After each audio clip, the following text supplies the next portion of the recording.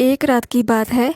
मैं सोई हुई थी कि अचानक मेरी नींद खुली। ऐसा लग रहा था कि कोई करा रही है। मैं दौड़कर माँ के कमरे की तरफ गई। मुझे लगा कि माँ की तबीयत खराब हो गई है। जैसे ही उनके कमरे के पास पहुँची तो दरवाज़ा खुला हुआ था।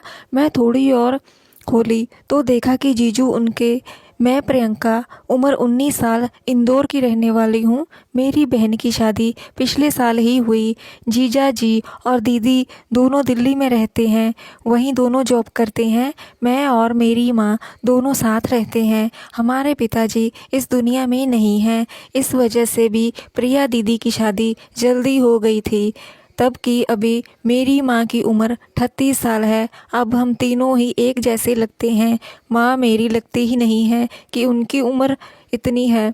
पिता की डेथ के बाद वो विधवा की तरह रहने लगी, पर वो विधवा कम एक लड़की ज़्यादा लगी, क्योंकि वो सिंदूर नहीं लगाती थी। हम दोनों की तरह ही कपड़े पहनती हैं। उसके बाद हम लोग नए फ्लैट में शिफ्ट हो गए थे, इसलिए वह हमारा कोई जान पहचान नहीं था। इस वजह से कोई पॉइंट आउट करने वाला नहीं था। मैं और माँ मज़े की ज़िंदगी जी रहे थे। दीदी की शादी के बाद काफ़ी कुछ बदल गया था। मैं माँ बेटी अपना ऑनलाइन बिजनेस शुरू किए और सब कुछ अच्छे से चलने लगा। अब ज़िंदगी में जो कमी थी वो सिर्फ रिश्ते में कमी थी। खुशियाँ थी और शरीर सुख देने वाला कोई नहीं था। यहाँ मैं अपनी माँ के बारे में बात कर रही हूँ। मैं आधुनिक ख्याल की लड़की हूँ। मैं चाहती हूँ माँ को वो पूरा सुख मिले।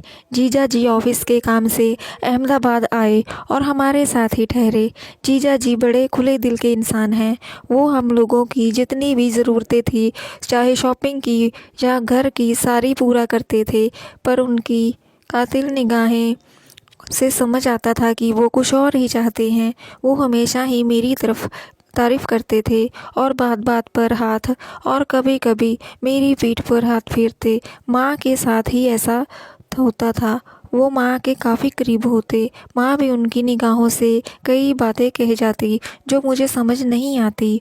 माँ अभी जवान थी और उनकी ज़िंदगी में खालीपन मैं समझ सकती हूँ। एक रात की बात है, मैं सोई हुई थी। अचानक मेरी नींद खुली। ऐसा लग रहा था कि माँ करा रही है। मैं दौड़कर माँ के कमरे की तरफ गई। मुझे लगा कि माँ की तबीयत खराब हो गई है। जैसे ही उनके कमरे के पास पहुँची तो थोड़ा दरवाज़ा खोला हुआ था। मैं थोड़ा और खोली तो देखा कि जीजू। ये देखकर मेरे होश ही उड़ गए थे।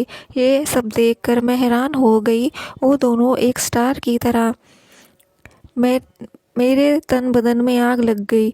जब माँ आवाज़ निकालती तो मेरा पूरा शरीर सिहर जाता।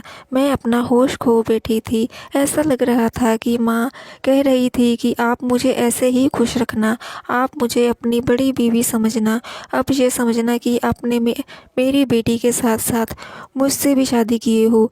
अब मर्जी जो करना मेरे साथ, मैं नहीं रोकूंगी। मैं कुछ नहीं कहूँगी। जब चाहे जितना चाहे मुझे करो। तभी माँ ने एक गहरी सांस ली और अंगड़ाई ली। जीजा भी रुक गए और वो एक दूसरे के साथ। मैं वहीं पर खड़ी रही। माँ आंख बंद कर ली थी, शायद वो थक गई थी और 5 मिनट के अंदर सो गई। जीजू बाहर बाथरूम में आने लगे।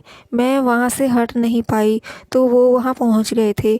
मैं उस समय गर्म आग में जल रही थी। मुझ पे भी प्यार का भूत सवार हो गया था। उनके बाहर आते ही मैं उनसे। वो भी हैरान हो गए पर तुरंत ही संभल गए। वो बोले, क्या आपने सब कुछ देख लिया है? मैं बोली, हाँ सब कुछ, तभी तो पागल हो रही हूँ। जीजा ने अलग तरीके से करीब 3 घंटे तक और माँ और बेटी दोनों को शांत किया। यह कहानी काल्पनिक है, इसका वास्तव जीवन से कोई भी संबंध नहीं है।